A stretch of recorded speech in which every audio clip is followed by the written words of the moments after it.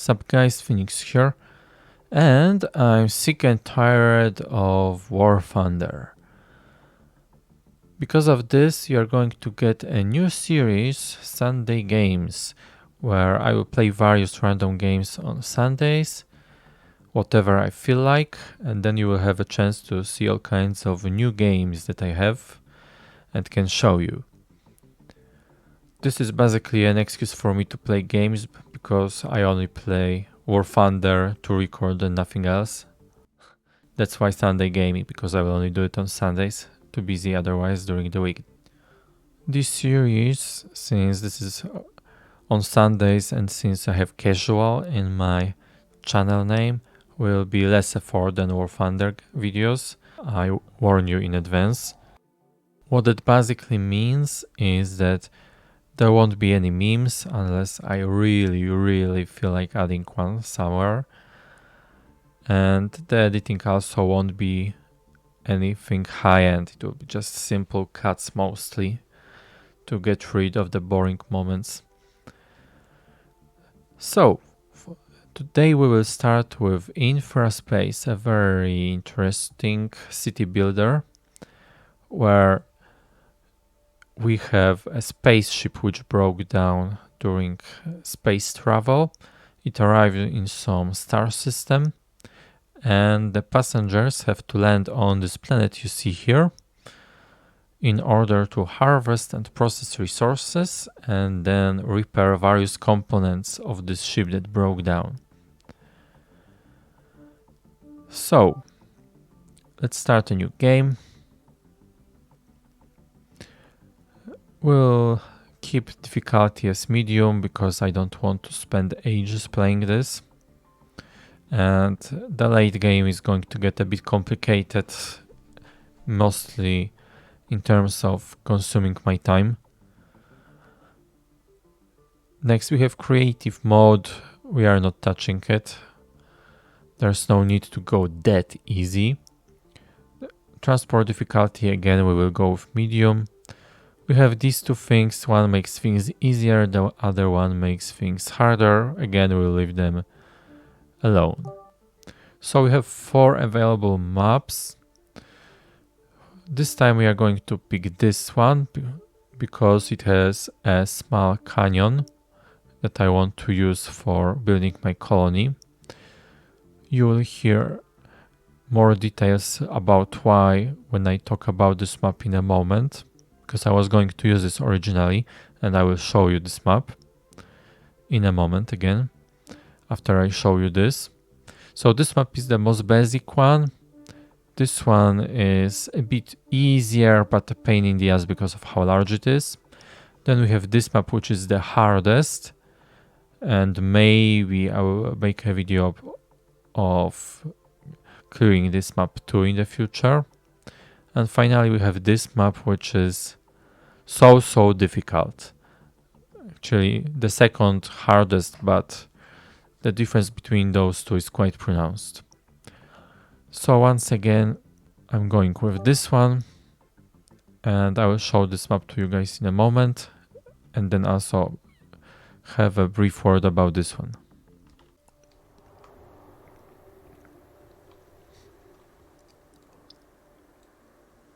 Alright, so this is the map. As you can see, it's pretty simple. It is indeed, as the name calls it, just a valley in the desert. The reason I have chosen it is this place, as for why you will hear about in a moment when I show you the other map. Well, I think it would also be fun to make some residences on areas like this one and this one, but maybe I will leave it for another video. So anyway, I will show you the other map now, and then we are coming back to this.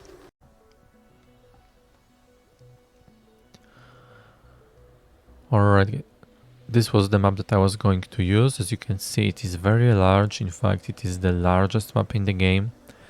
And I was going to make a city inside the empty canyon or riverbed, call it whatever. Just for some perspective, this is one house, so the width is very solid enough to stuff a whole city.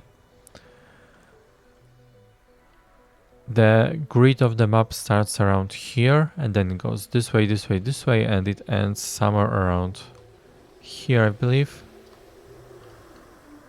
Let me see. Yeah, it ends there in this region. Well, actually, it probably goes like this, but it doesn't really matter. However, while I was checking something about endgame technologies, I stumbled upon some guy's video on YouTube. He just did what I wanted and made a city in this canyon. So it would be lame if I just copied someone's shit.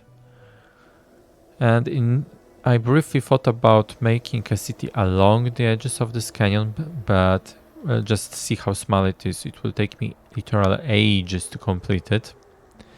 By the way, I have tried it once, like half a year ago when I bought this game. And to make a city alongside this, with houses being set in, I think it was a total of 6 houses in width. So to make them on one side of the canyon and to cover this much ground, I think it took me several hours. Just this much. And of course supply the residences with enough resources, because if you don't, the habitats won't grow and your population won't grow. So I would have empty houses sitting, which is completely pointless. So since I don't have that much time to record these videos, I would just decided to make something similar on a smaller map. Alright, so let's start by beginning the process of making our colony. This time I will make an exception and show you guys how things are built, so that you have some idea of the process. Very simple, really.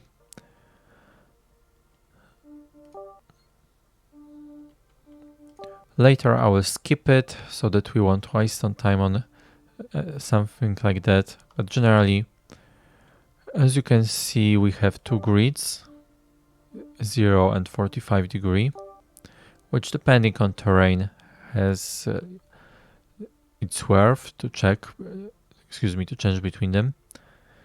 But anyway, enough about this. First of all, we build a spaceport, which is how people from the spaceship will arrive. What we do next are some houses. I won't build them at the very edge because I will want to have a road there later. So we build them here. Okay, I thought the road could extend some more, but no. By the way, this is just a shit gravel road. So much for spacefaring civilization. So we have to connect it to the spaceport. Then we have to do 2 things. First, we have to supply oxygen, which is the most basic resource needed for the colonies to survive. We can supply it by creating some buildings that produce it. And what we do next is create a wind farm or 2, so that we can have energy to power all these buildings. These power poles are necessary to actually extend power to nearby buildings. So as you can see, we have a space shuttle here, and it drops, I don't know how many, up to 10 people, I guess, or maybe 1, I'm not sure. Well, let's speed it up. Someone should come out in a moment. Hey, come on. Alright, we don't have any peeps coming out. However, we have trucks delivering oxygen to the settlement already. So this is the most basic settlement. The landing pad. atmosphere processors to produce oxygen, and basic habitats. Again, I have no clue why these guys aren't coming out, but oh well. And of course, oh yeah, finally they are coming. Not sure why the number is the same. Regardless. Okay, so 3 dudes came out, excuse me, 4 now. 5. 6, 7, 8. I wonder if there will be a full 10. Come on, squeeze it out. We have 9. Oh, 11. It's funny because the cars seem to be hovering above the street slightly. Well, quite a number of them came out actually. Well, it doesn't matter. So we have power. Oh, there's one thing I didn't take good care of. Okay, let's get rid of this shit. We don't need it. Alright, so the first stage is complete, and I will see you again on the second stage. Alright, so here we have our little colony, but hey, nothing changed, right? Well, nothing here did. We have a new area here where we produce concrete. So to produce concrete in concrete factories, we need sand and we need sulfur, both of which we need to mine. Sand can be mined anywhere, well duh, but sulfur can only be mined at sulfur deposits, again duh. And here we have a bunch of factories. By the way, this is how slow these bastards go. This is because this is still that gravel road, so they're going very slowly. That's why I prefer to just keep the game at twice the speed. So now you may notice that I have built the factories in a sort of checkerboard manner. This is because if I made a bunch of factories facing each other, the trucks would get stuck near the exits of the factories because they would try to enter and exit, while other trucks will try to keep going straight to the material storage where I send the finished concrete.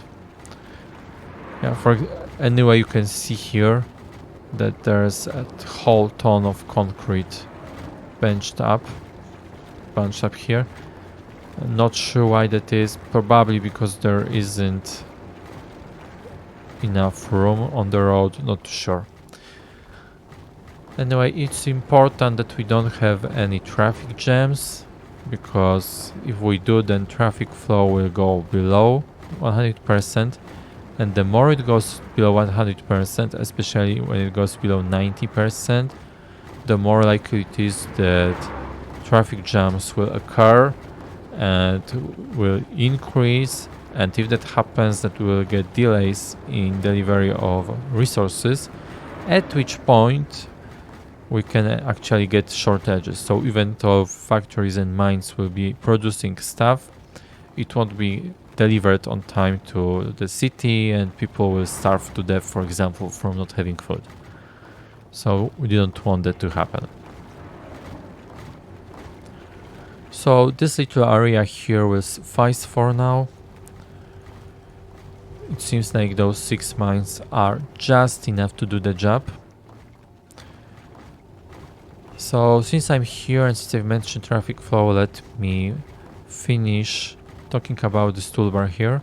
So first of all, we have 2 most basic resources, which are concrete and steel, which are necessary for production. I can produce concrete now, but for steel I have to first research the necessary technology, which we will do in a short moment. Next we have power, which is of course necessary to power the buildings. As you can see, I'm using wind turbines here and there. Well, there's a small problem with this, which is that this number here is collective for all the power networks. So it's possible to have a surplus of power, as evidenced in the toolbar, but have insufficient power in some area covered by some specific isolated power network. Fortunately, we'll usually get a pop-up when that happens. Next, we have jobs, which means how many people we need to operate all our buildings in full capacity. Then we have population, which is how many people we have on the ground here in our residences. These guys here or on the spaceship don't count. And finally, housing, which is of course our capacity to house our population. Well, since I've mentioned the tooltip, we have various things here. For example, we can repair spaceship parts here. We can take a look at the summary of the production numbers and requirements here. We can control game speed here. Here we can produce infrastructure of all kind. These things are just some tools to move around or build or delete and so on buildings. Alright, so since we have this one done, let's go on to the next part. Alright, we've made some progress. So first of all, we now have water being supplied to simple farms, which I have just researched. So now we have food, so-called survival food, which means that our habitats are getting upgraded. This is level 1 basic as habitat, and this is a level 2 decent habitat. You can see them changing, some of them in real time.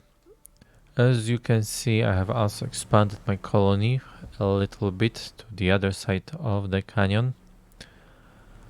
I am not going to expand it too much because firstly, I don't really need to for now. I have a lot more people than I need at this moment, and secondly, because of these shitty gravel roads. By the way, how the hell do you build a bridge out of gravel is beyond me. So again, those gravel roads, the speed of vehicles that go along them is very low. As you can see, 45 tiles per minute. However, if we go with concrete roads, then it will be 90 tiles per minute.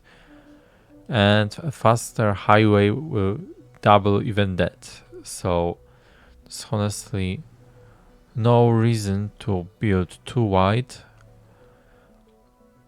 at the start, because it will take too long for the resources to reach their destination. Next, I have also built my first laboratory area. Well, we have one laboratory and 4 scientific research logistic buildings, so to say.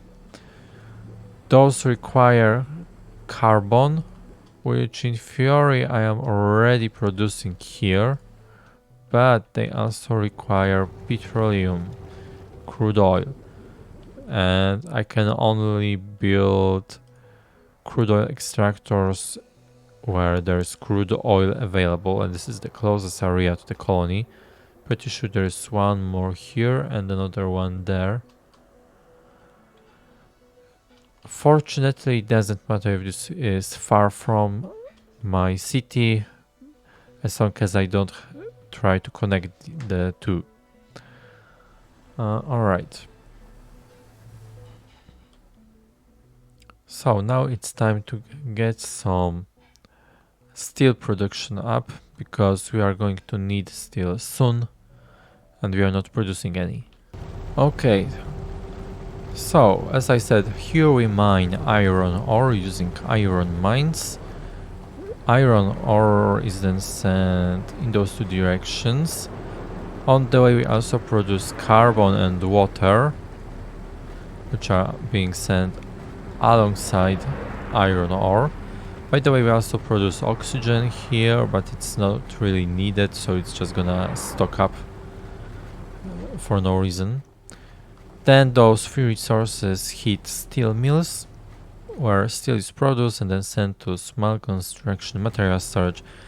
So basically it's the same thing as with concrete production, except that I have made it even farther away from the city, in fact, as far as possible, so that it doesn't get in the way and doesn't hold up any space here.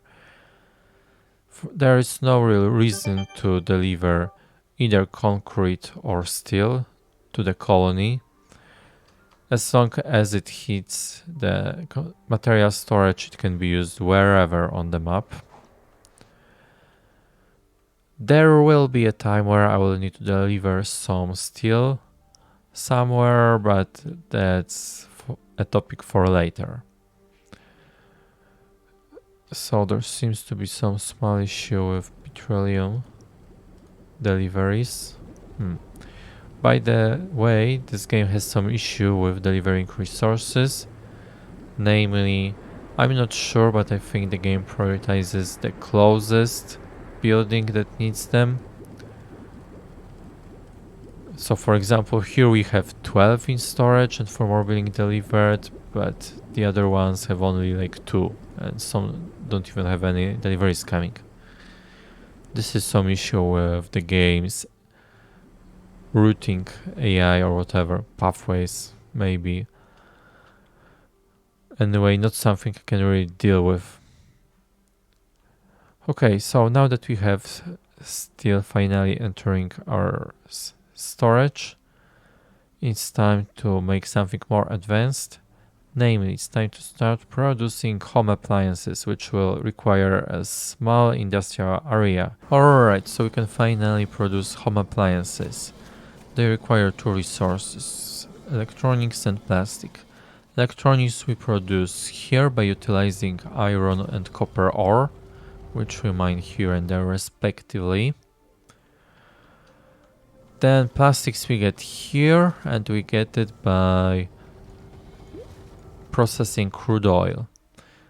Unfortunately, the distances are quite long, and the distance to the city itself is even longer, but some home appliances have already made it here, and that's why we have level 3 habitats. By the way, from what I remember, there are, I think, 6 levels of habitats.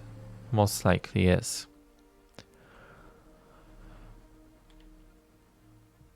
Yeah, so this is really a pain in the ass with those long roads, especially because those vehicles are so slow, but I have no other choice. While there is copper closer to the city itself, the iron is there and the oil is there. So the best I could do otherwise is just to produce electronics here. It just isn't all that much better. But with that being said, I may move this area later, or at least heavily alter it and change the delivery infrastructure.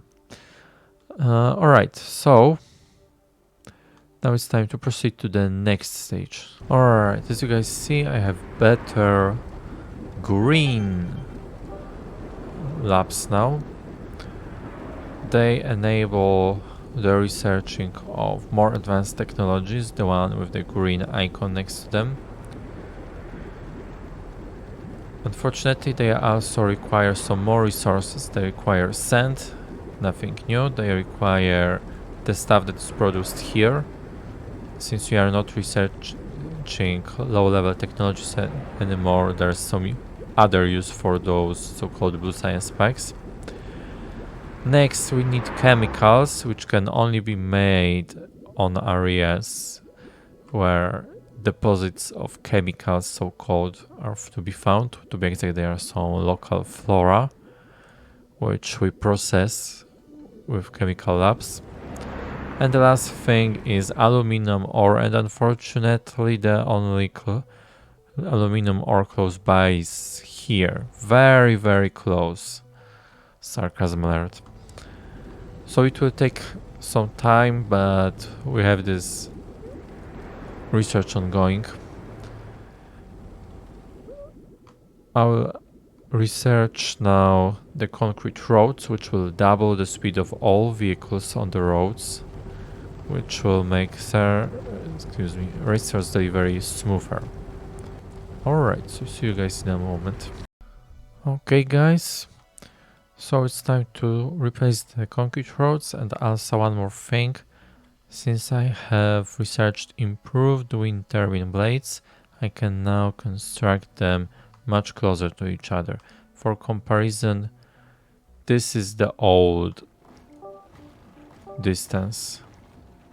I can basically fit 1.5 more in between, which is a much better use of space. Alright, so now let's take a look at how it looks like when I replace the roads. Yeah, so this is basically concrete. Okay, let's find something. Alright, this should do. Yeah, just check this out. Gravel road here, concrete road here. Check out what the boost they get. Unfortunately, cars tend to disappear when I replace the roads they are riding on or about to drive on. But oh well. Anyway, concrete roads can still be connected to buildings, but then we get highways, which cannot. Alright, so let me finish replacing those roads and then we go to the next stage. Yes, let's start with troubleshooting. So, as you can see guys here, I have removed the roads. However, there is no problem because while I upgraded my gravel roads to concrete roads, I've also done something else, which is research pipes. And now as you can see, pipes are going underground. By the way, it's really funny when they go across a canyon because they go above the ground, but you can see them for shit. So now I can transport oxygen, water and crude oil, methane too later, but it doesn't really concern us right now, underground. And so trucks carrying those resources are no longer sent out on the streets and don't take up precious space. So it's time to expand this part of the city a bit. Let me see, what was the plan? Okay. Should I leave some space here for this road? I suppose, but I don't think I can place it here. Okay, let's just place it a bit haphazardly like this. So now we lay pipes. Of course, we still have to connect their buildings using roads, and we still have to supply electricity to this area. Good. Alright, this connection here also has to be made. Yeah, and as you can see, the oxygen is already being transported, for example. Speaking of it, I have to expand my water and oxygen production here. Well, I will make more separate buildings in the relevant areas. Alright, there's no shortage of food for now. So it's just an issue of time before these guys get filled. One thing to watch out for when expanding is to make sure that the distribution centers are covering all the relevant area. By the way, they shouldn't overlap, because if they do, then only one will be delivering to the overlapping buildings. So for example, if those two overlap everywhere, then each residence will only be delivered resource from only either of them, not from both. Okay, I suppose that's enough for today. This is the end of the episode. We have a nice, very basic colony. Well, it looks very humble for now, but again, that suits the first episode. And in the next episode, it will be time to expand production. We are going to make computers. because they are a necessary resource to upgrade my habitats. We'll also build parks, and finally we will also build trains. Well, train stations to be exact. So thank you guys for watching and see you on the next episode.